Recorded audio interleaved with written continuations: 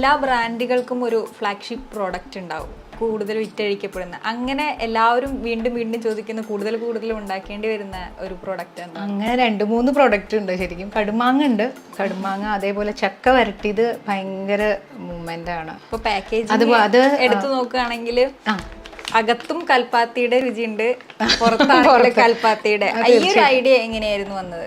അതെ, അത് ശരിക്കും രാജഗോപാൽജി എന്ന് പറഞ്ഞിട്ട് നമ്മളെ ഈ കാര്യങ്ങൾക്കൊക്കെ ഹെൽപ്പ് ചെയ്ത ഒരു ആളുണ്ട്. അപ്പോൾ ആള് വഴി ഇത് ശരിക്കും ആക്ച്വലി തേരെന്ന് പറഞ്ഞു കഴിഞ്ഞാൽ ഞങ്ങളുടെയൊക്കെ ഒരു നൊസ്റ്റാൾജിയാണ്.